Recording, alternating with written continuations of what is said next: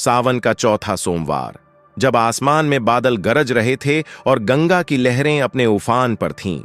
सुल्तानगंज का घाट भक्तों के जयकारों से गूंज रहा था, लेकिन एक पल में सब कुछ बदल गया। एक भक्त जिसके कंधे पर कांवड़ थी और दिल में बाबा बैद्यनाथ के लिए अटूट श्रद्धा, गंगा की भयंकर लहरों में समा गया। लोग चीखे, चिल्लाए, लेकिन कोई उसे बचा न सका। तभी अंधेरे को चीरती एक अलौकिक रोशनी ने सबके होश उड़ा दिए। वह स्वयं भोलेनाथ थे। जब बाबा बैद्यनाथ ने अपने भक्त को न केवल गंगा की लहरों से बचाया, बल्कि लाखों लोगों के सामने एक ऐसा चमत्कार रचा जिसने पूरी दुनिया को हिलाकर रख दिया। तैयार हो जाइए, क्योंकि यह घटना आपको बाबा बैद्यनाथ के चरणों तक ले जाएगी, जहां हर कदम पर एक नया रहस्य और हर पल में एक नया चमत्कार इंतजार कर रहा है। हर हर महादेव के जय घोष के साथ चलिए शुरू करते हैं। भक्तों, आधा अधूरा ज्ञान सुनना या छोड़ देना दुख और पाप का कारण बनता है, इसलिए इस घटना को अंत तक अवश्य देखें। अगर आप भी महादेव के सच्चे भक्त हैं तो इस वीडियो को लाइक करके चैनल को सब्सक्राइब जरूर करें और कमेंट में हर हर महादेव लिखकर अपना प्रेम और श्रद्धा जरूर प्रकट करें। तो आइए बिना किसी विलंब के शुरू करते हैं। मदन लाल बिहार के मधेपुरा जिले के एक छोटे से गांव का रहने वाला था। वह एक साधारण किसान परिवार से ताल्लुक रखता था, जहां दिन की शुरुआत खेतों में पसीना बहाने से होती थी और रात एक साधारण भोजन के साथ खत्म। मदन लाल की जिंदगी में कोई बड़ा सपना नहीं था, सिवाय इसके कि वह अपने परिवार को सुख और शांति दे सके। लेकिन उसके दिल में भगवान शिव के प्रति गहरी आस्था थी। बचपन से ही वह अपनी मां के साथ गांव के छोटे से शिव मंदिर में जाता था, जहां वह बेलपत्र और फूल चढ़ाकर भोलेनाथ से अपने परिवार की खुशहाली की प्रार्थना करता था। सावन 2025 में मदन लाल ने पहली बार कांवड़ यात्रा करने का फैसला किया।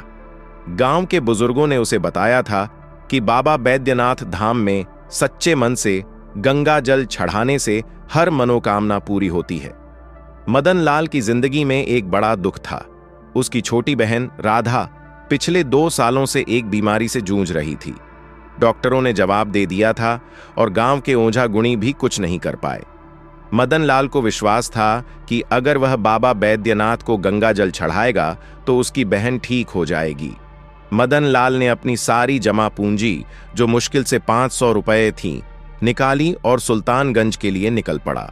उसने नंगे पांव चलने की कसम खाई थी और अपने साथ एक साधारण कांवड़ लिया, जिसमें गंगा जल भरने के लिए 2 मटके थे। गांव वालों ने उसे आशीर्वाद दिया और उसकी मां ने उसके माथे पर तिलक लगाकर कहा, बेटा, भोलेनाथ हर पुकार सुनते हैं, सच्चे मन से कांवड़ चढ़ा, सब ठीक हो जाएगा। सुल्तानगंज पहुंचकर मदन लाल ने गंगा नदी के तट पर स्नान किया। गंगा का ठंडा जल उसके थके हुए शरीर को तरोताजा कर गया। उसने अपने कांवड़ में गंगा जल भरा और बोल बम का जय घोष करते हुए देवघर की ओर चल पड़ा। रास्ता लंबा और कठिन था। सावन की उमस भरी गर्मी, पत्थरीले रास्ते और हजारों कांवड़ियों की भीड़ ने यात्रा को और मुश्किल बना दिया। लेकिन मदन लाल के दिल में एक ही धुन थी, बाबा बैद्यनाथ तक पहुंचना और अपनी बहन के लिए प्रार्थना करना। रास्ते में उसकी मुलाकात एक बुजुर्ग कांवड़िए श्यामलाल से हुई। श्यामलाल पिछले 20 सालों से कांवड़ यात्रा कर रहे थे। उनके चेहरे पर एक अजीब सा तेज था और उनकी आंखों में भोलेनाथ के प्रति अटूट विश्वास झलकता था। श्यामलाल ने मदन लाल को देखकर मुस्कुराते हुए कहा, बेटा, यह यात्रा सिर्फ पैरों की नहीं, मन की है। भोलेनाथ हर कदम पर तुम्हारे साथ हैं, बस अपने दिल को साफ रखो। मदन लाल ने श्यामलाल की बातों को ध्यान से सुना और उनकी सलाह को अपने दिल में बसा लिया। रास्ते में कई बार थकान ने उसे तोड़ने की कोशिश की, लेकिन वह रुकता नहीं। रात को जब अन्य कांवड़िए विश्राम के लिए रुकते, मदन लाल थोड़ा जल पीकर फिर चल पड़ता। उसकी आंखों में अपनी बहन राधा की तस्वीर थी, जो बिस्तर पर लेटी हर पल दर्द से कराह रही थी। 4 अगस्त 2025, सावन का चौथा सोमवार, एक ऐसा दिन था जिसे कोई भी भक्त कभी नहीं भूल सकता। मदन लाल अब तक 90 किलोमीटर की यात्रा पूरी कर चुका था। वह देवघर से कुछ ही किलोमीटर दूर था। सुल्तानगंज में उस दिन सुबह से ही मौसम खराब था। आसमान में काले बादल छाए थे और गंगा नदी उफान पर थी। कई कांवड़ियों ने गंगा में स्नान करने से मना कर दिया क्योंकि लहरें खतरनाक थीं, लेकिन मदन लाल ने ठान लिया था कि वह गंगा का जल ही बाबा को चढ़ाएगा। सुल्तानगंज के गंगा घाट पर हजारों कांवड़िए जमा थे। प्रशासन ने बारिश और तूफान की चेतावनी दी थी, लेकिन भक्तों का उत्साह कम नहीं हुआ। मदन लाल ने अपने कांवड़ को कंधे पर रखा और गंगा की ओर बढ़ा। घाट पर भीड़ इतनी थी कि पैर रखने की जगह नहीं थी। मदन लाल ने किसी तरह गंगा के किनारे तक पहुंचकर अपने मटके में जल भरना शुरू किया। तभी अचानक एक तेज लहर आई और मदन लाल का संतुलन बिगड़ गया। वह गंगा की तेज धारा में बहने लगा। भीड़ में चीख पुकार मच गई। कुछ लोग चिल्लाए, कोई डूब रहा है, बचाओ! लेकिन गंगा की लहरें इतनी तेज थीं कि कोई भी उसकी मदद के लिए आगे नहीं बढ़ सका। मदन लाल ने अपने कांवड़ को कसकर पकड़ा और भोलेनाथ को याद किया, हे बाबा बैद्यनाथ, मेरी बहन का क्या होगा, मुझे बचा लो। उसकी आंखों के सामने अंधेरा छाने लगा और उसे लगा कि अब सब खत्म हो गया। तभी एक ऐसा चमत्कार हुआ जिसने घाट पर मौजूद हर इंसान के रोंगटे खड़े कर दिए। गंगा की लहरों के बीच एक तेज रोशनी प्रकट हुई, मानो सूरज अंधेरे को चीरकर बाहर आ गया हो। यह रोशनी इतनी तेज थी कि घाट पर मौजूद सभी लोग एक पल के लिए अंधे हो गए। जब लोगों ने अपनी आंखें खोलीं तो उन्होंने देखा कि एक विशालकाय सर्पधारी त्रिशूल लिए हुए साधु गंगा की लहरों पर खड़ा था। उसका चेहरा शांत लेकिन तेजस्वी था, जैसे स्वयं भोलेनाथ प्रकट हो गए हों। उसने अपनी एक भुजा बढ़ाई और मदन लाल, जो अब तक पानी में डूब चुका था, अचानक हवा में तैरता हुआ किनारे पर आ गया। लोगों की सांसें थम गईं। वह साधु कौन था? उसने मदन लाल को कैसे बचाया? कुछ बुजुर्गों ने फुसफुसाते हुए कहा, यह स्वयं भोलेनाथ हैं। बाबा बैद्यनाथ अपने भक्त की पुकार सुनकर आए हैं। साधु ने मदन लाल की ओर देखा और एक गहरी गूंजती हुई आवाज में कहा, बेटा, तुम्हारी श्रद्धा ने मुझे बुलाया। अब डर मत, बाबा बैद्यनाथ तक पहुंच, तुम्हारी मुराद पूरी होगी। इतना कहकर वह साधु लहरों में विलीन हो गया, जैसे कभी था ही नहीं। मदन लाल कांप रहा था। उसका कांवड़ अभी भी उसके कंधे पर था और मटके में गंगा जल बिल्कुल वैसा ही था जैसे उसने भरा था। घाट पर मौजूद हजारों कांवड़ियों ने यह दृश्य देखा और हर हर महादेव के जयकारे लगाने शुरू कर दिए। यह खबर जंगल की आग की तरह फैल गई। लोग कहने लगे, बाबा बैद्यनाथ ने अपने भक्त को बचाने के लिए साक्षात दर्शन दिए। मदन लाल के मन में अब और भी विश्वास जाग गया। उसने अपने कांवड़ को फिर से उठाया और तेजी से देवघर की ओर चल पड़ा। मदन लाल जब बाबा बैद्यनाथ धाम पहुंचा तो वहां का माहौल पहले से भी ज्यादा भक्तिमय था। सावन के चौथे सोमवार को मंदिर में लाखों श्रद्धालु उमड़ पड़े थे। मंदिर को फूलों और रंग बिरंगी लाइट्स से सजाया गया था। बोल बम और हर हर महादेव के नारे गूंज रहे थे। मदन लाल ने देखा कि मंदिर के बाहर 10 किलोमीटर लंबी कतार लगी थी, लेकिन उसका मन अब डर से नहीं बल्कि विश्वास से भरा था। मदन लाल ने कतार में अपनी जगह ली। घंटों तक वह कतार में खड़ा रहा, लेकिन उसे थकान का एहसास नहीं हुआ। रास्ते में मिले श्यामलाल भी उसके साथ थे। श्यामलाल ने मदन लाल से कहा, बेटा, तुम्हें बाबा ने स्वयं बचाया है, अब तुम्हारी हर मुराद पूरी होगी। मदन लाल ने उनकी बात सुनी और मन ही मन भोलेनाथ को धन्यवाद दिया। जैसे ही मदन लाल मंदिर के गर्भगृह के पास पहुंचा, उसे एक अजीब सी शांति का अनुभव हुआ। मंदिर के पुजारी ने उसका कांवड़ लिया और गंगा जल को शिवलिंग पर चढ़ाया।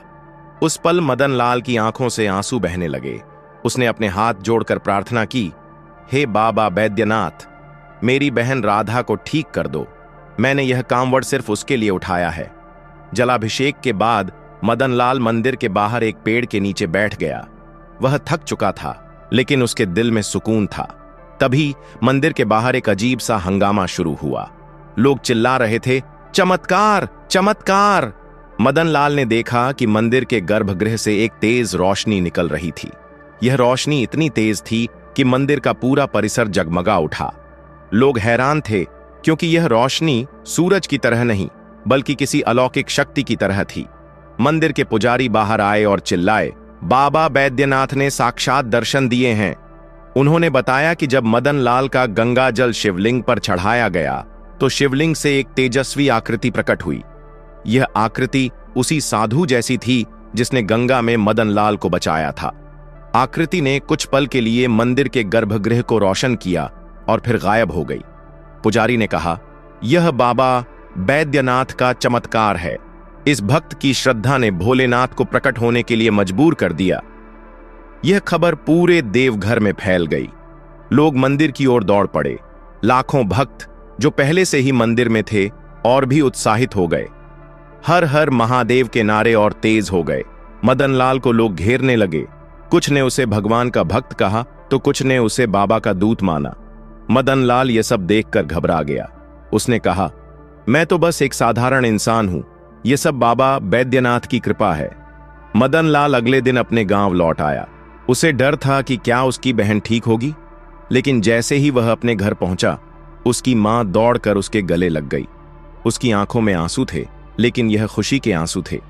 मां ने बताया, मदन, तूने जो कांवड़ चढ़ाई, उसी दिन राधा को अचानक होश आ गया। वह अब ठीक है। डॉक्टर भी हैरान है क्योंकि उनकी बीमारी का कोई इलाज नहीं था। मदन लाल ने अपनी बहन को देखा। राधा, जो 2 साल से बिस्तर पर थी, अब मुस्कुराते हुए उसके सामने खड़ी थी। उसने मदन लाल से कहा, भैया, मुझे सपने में एक साधु दिखा। उसने कहा कि तेरा भाई बाबा बैद्यनाथ के चरणों में है, अब तू ठीक हो जाएगी। मदन लाल की आंखें फिर से नम हो गईं। उसे यकीन हो गया कि यह सब बाबा बैद्यनाथ का चमत्कार था। मदन लाल की कहानी गांव से निकलकर पूरे बिहार और झारखंड में फैल गई। लोग उसे बाबा का भक्त कहने लगे। बाबा बैद्यनाथ धाम में उस साल कांवड़ियों की संख्या 2 गुनी हो गई। हर कोई उस चमत्कार की बात करता था जब भोलेनाथ ने अपने भक्त को गंगा में डूबने से बचाया और मंदिर में साक्षात दर्शन दिए। मदन लाल ने अपनी जिंदगी में कभी नहीं सोचा था कि वह इतना खास बन जाएगा, लेकिन उसने हमेशा यही कहा, मैंने तो बस बाबा से अपनी बहन के लिए प्रार्थना की थी, बाकी सब भोलेनाथ की मर्जी थी। ये कहानी सिर्फ मदन लाल की नहीं, बल्कि हर उस भक्त की है जो सच्चे मन से बाबा बैद्यनाथ के चरणों में अपनी अर्जी लगाता है। सावन का चौथा सोमवार 4 अगस्त 2025 बाबा बैद्यनाथ धाम के इतिहास में एक स्वर्णिम दिन बन गया। इस दिन भोलेनाथ ने न केवल मदन लाल को बचाया, बल्कि लाखों भक्तों को यह विश्वास दिलाया कि सच्ची श्रद्धा के सामने कोई मुश्किल बड़ी नहीं होती। आज भी जब लोग बाबा बैद्यनाथ धाम जाते हैं, यह कहानी हर कांवड़िए को प्रेरित करती है कि वह अपने मन में विश्वास और श्रद्धा लेकर चले। बाबा बैद्यनाथ का आशीर्वाद हर उस भक्त पर है जो सच्चे दिल से उनकी शरण में आता है। दोस्तों, अगर आपको यह कहानी पसंद आई तो इसे अपने दोस्तों, परिवार और रिश्तेदारों के साथ शेयर जरूर करें। और वीडियो पसंद आई है तो वीडियो को लाइक करके चैनल को सब्सक्राइब जरूर करें।